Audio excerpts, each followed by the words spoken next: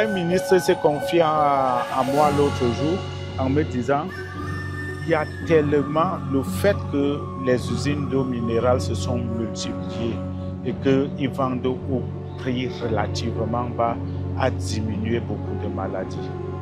Parce qu'avant, l'eau était chère et rare. Maintenant, on trouve les bidons d'eau. Il y a même les gens qui sont déjà plus moins chers que moi. Les autres font comment pour s'en sortir, Philippe? Tu as vu les entreprises qu'on construit? Tu es passé par Douala, non? Pas encore. Bientôt, pas encore? Bientôt, les entreprises vont arriver à Edea. C'est-à-dire, quand tu prends la sortie là, ce qu'on voit juste en bordure de route, mais il faut aller à l'intérieur. Et quand tu pars vers l'ouest, ils sont déjà en Banga. C'est-à-dire, et quand tu pars vers le sud-ouest, tu vois que tous les bordures de route, ce sont les entreprises jusqu'à Limbe. Je ne comprends pas pourquoi nous autres, on va rester. Et quand tu pars regarder, les plus...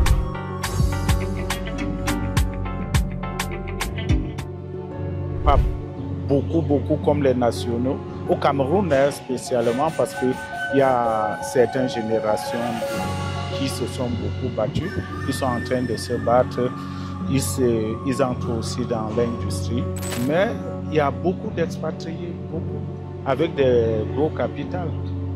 Mais les Africains vont te dire que l'usine, ça coûte très cher, c'est des milliards. Et nous, on n'a pas des milliards pour se lancer. C'est faux, Philippe. Il y a les gens qui ont commencé dans leur cuisine. La transformation, c'est la transformation. Il n'y a pas de petite transformation. Il ne faut pas que les gens... Et c'est ce qu'on dit toujours, on confond la transformation, l'industrie au truc des multimilliardaires. C'est d'ailleurs ce que les gens présentent, c'est faux. C'est faux.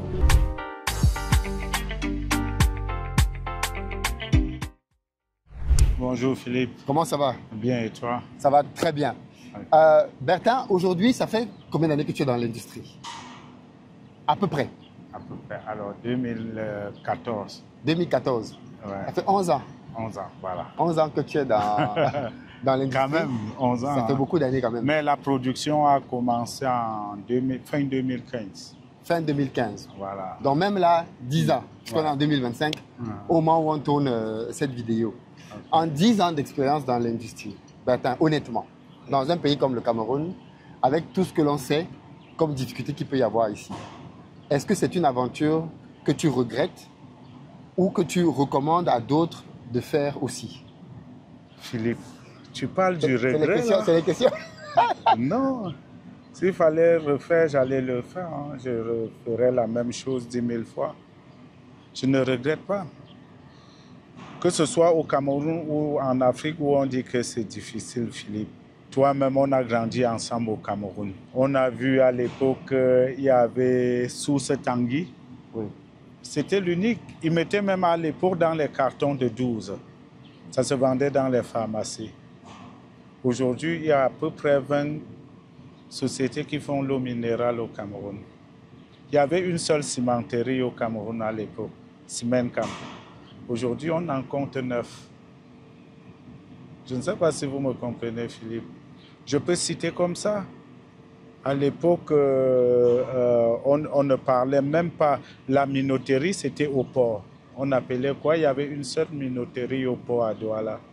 Aujourd'hui, je suis le 11e dans la farine de blé. Alors, c'est le même pays où on dit que je ne dis pas que tout va bien. Peut-être les gens vont mal interpréter. Je dis, c'est dans les mêmes conditions que les gens, et c'est la majorité, les étrangers qui créent ces entreprises-là. Je peux citer jusqu'à Miller, c'est-à-dire on va voir là les industries qui n'existaient pas. On ne fondait même pas le fer au Cameroun à l'époque. Aujourd'hui, on fonde le fer, on fabrique le fer au Cameroun.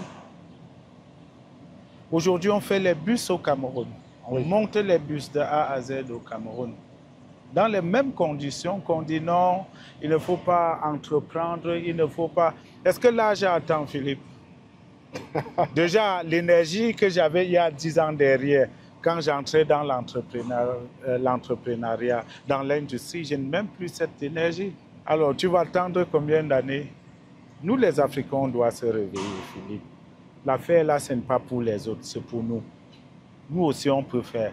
Et aujourd'hui, on a la chance qu'il y a les banques africaines qui nous font confiance aussi. Même certaines banques occidentales, la majorité même nous font déjà confiance.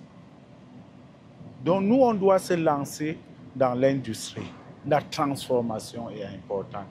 Les gens ne produisent pas aussi beaucoup parce que quand ils produisent, on a les produits saisonniers.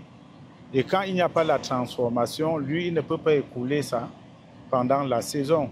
Ce qui fait que ça les décourage. Mais si on a les usines de transformation, vous allez voir que même ceux qui partent au champ vont plus produire.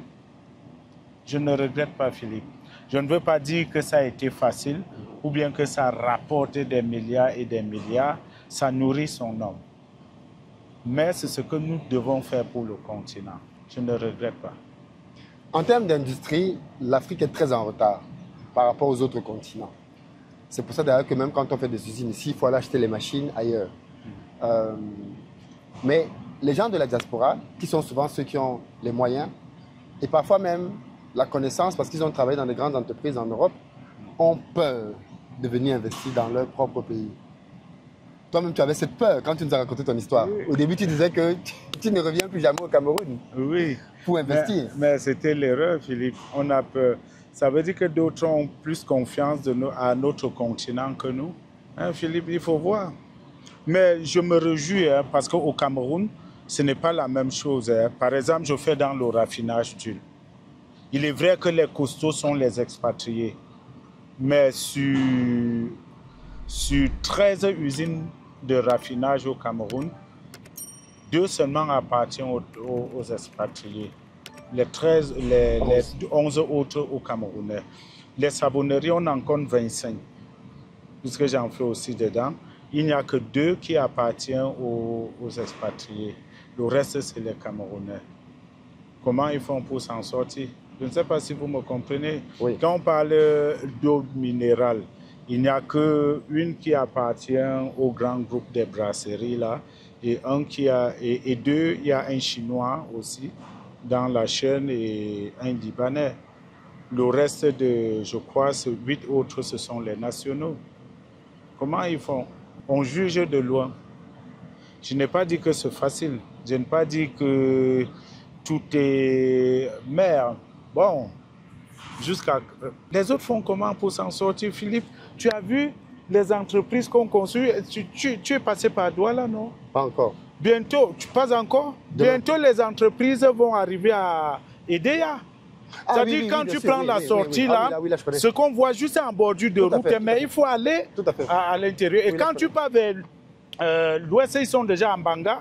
C'est-à-dire, et quand tu pars vers le sud-ouest, tu vois que tous les bordures de route, ce sont les entreprises jusqu'à Limbe. Je ne comprends pas pourquoi nous autres, on va rester. Et quand tu pars regarder, les plus costauds, les plus grands investisseurs aussi, c'est vrai qu'ils n'ont pas beaucoup comme les nationaux. Au Cameroun, spécialement, parce qu'il y a certaines générations qui se sont beaucoup battues, qui sont en train de se battre.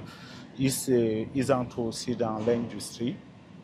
Mais il y a beaucoup d'expatriés, beaucoup, avec des gros capitaux.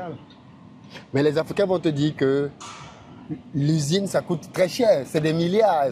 Et nous, on n'a pas des milliards pour se lancer. C'est faux, Philippe. Il y a les gens qui ont commencé dans leur cuisine. La transformation, c'est la transformation. Il n'y a pas de petite transformation. Il ne faut pas que les gens... Et c'est ce qu'on dit toujours, on confond la transformation, l'industrie au truc des multimilliardaires. C'est d'ailleurs ce que les gens présentent, c'est faux. C'est faux. Aujourd'hui, on en a déjà parlé un tout petit peu. Hein? Je prends l'exemple, Philippe. Il y a notre ami qui fait dans le poisson, là. Oui, Boris. Boris. Oui. Arrête-toi chez Boris. Tu regardes à côté. Nos frères de ce village-là, ils ont toujours fait dans le sable avec les pirogues, en se plongeant dans l'eau. Oui. Voilà. Et aujourd'hui, on ne les a pas aidés.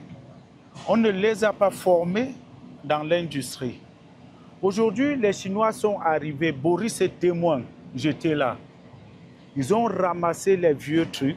Ils ont monté les semblants de bateaux, quelque chose qui reste en surface de l'eau. Ils ont mis un groupe électrogène, tandis que 300 jeunes de la localité n'arrivent pas à faire 20 bennes de sable. Lui, il est à presque 500 par jour. Mais il n'a rien investi. Il n'a pas ramené de l'argent de la Chine. Je te dis, à la sortie de la ville de Douala, là, arrête-toi un jour. Et il y a déjà à peu près 6 Chinois. Tu vois les vieilles tôles, tu vois les fûts en plastique là. Voilà, ils fabriquent un système qui flotte au-dessus de l'eau. Ils ont les trucs pour aspirer. Les pompes. Ils mettent les pompes ordinaires qu'on trouve à Douala, on trouve partout, pour aspirer le sable au fond. Et puis, quand les jeunes, ils se battent comme ça, ils sortent un camion, ils veulent vendre à 100 000. Lui, il vend à 35 000, 30 000 parce que lui, il peut faire 100, 150 par jour. Donc, ce n'est pas question d'argent, c'est question de mindset. De se dire jusqu'à quand je veux plonger dans l'eau, jusqu'à quand je veux couper mes plantains pour aller vendre les régimes, je n'arrive pas à vendre, j'abandonne au marché. Jusqu'à quand je veux laisser mon manioc pourri au champ, jusqu'à quand je veux vendre mon maïs à 75 francs le kilo, or que je pouvais le transformer, attendre la période où il n'y a pas assez de manioc, parce qu'eux, ils vendent à 75 francs parce qu'ils n'ont pas où conserver. Mais ils pouvaient transformer, tu vois. C'est question de dire, mais jusqu'à quand je veux continuer comme ça?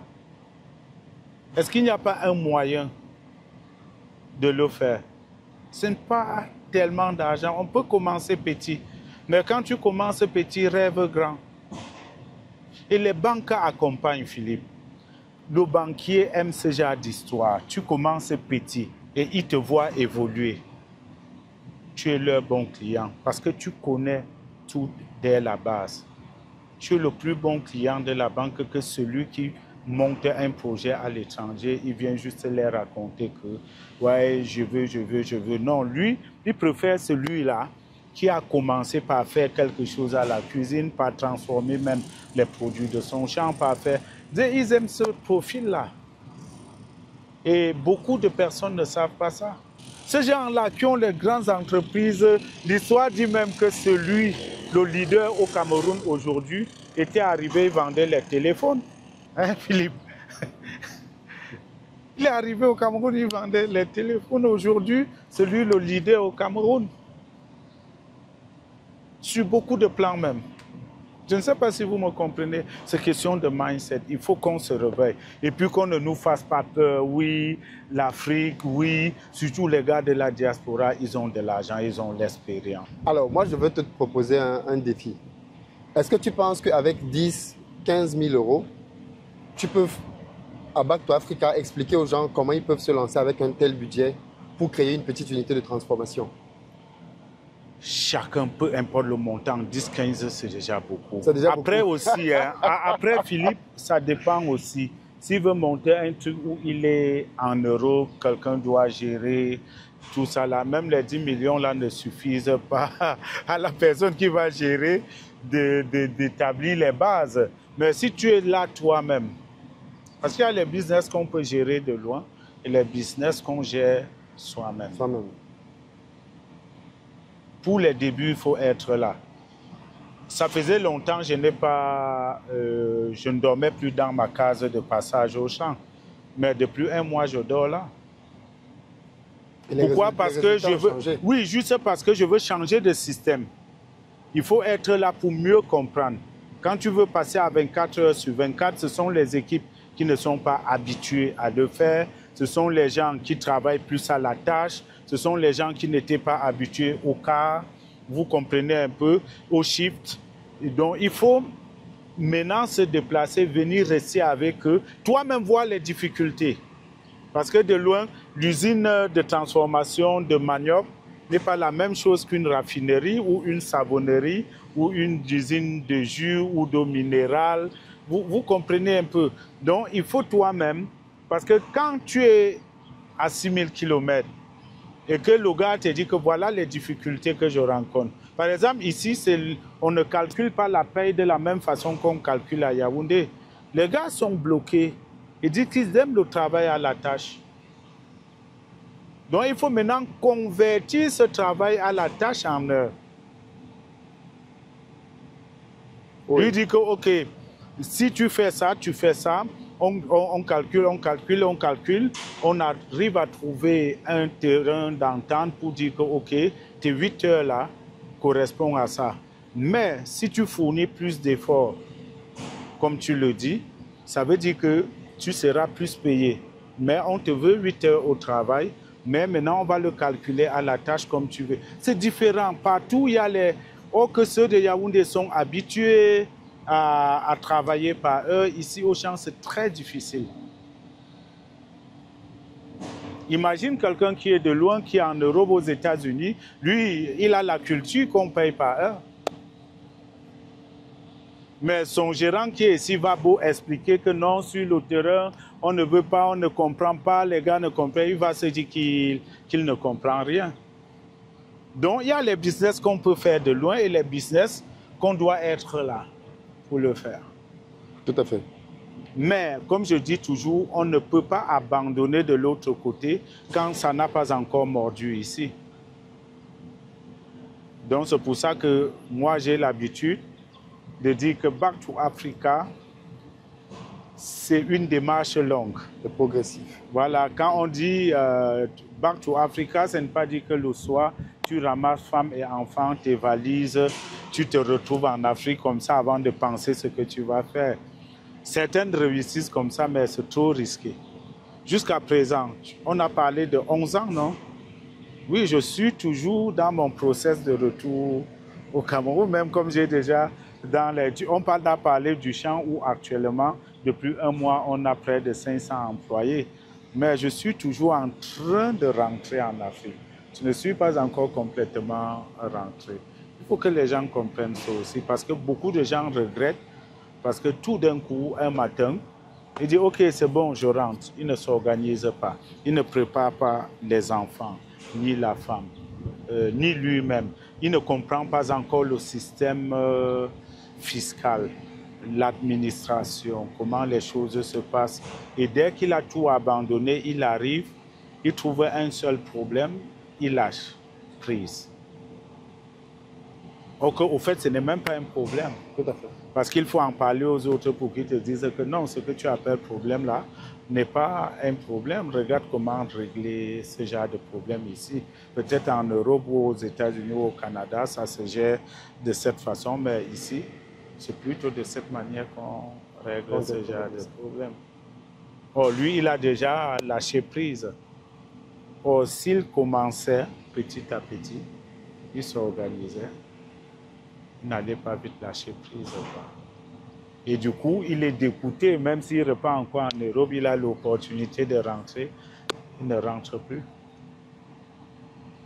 Tout à fait. Je vous en prie. Pour ton intervention, les amis, rendez-vous ce dimanche pour la masterclass avec Bertin, au cours de laquelle on va voir quelles sont les étapes pour lancer un projet industriel.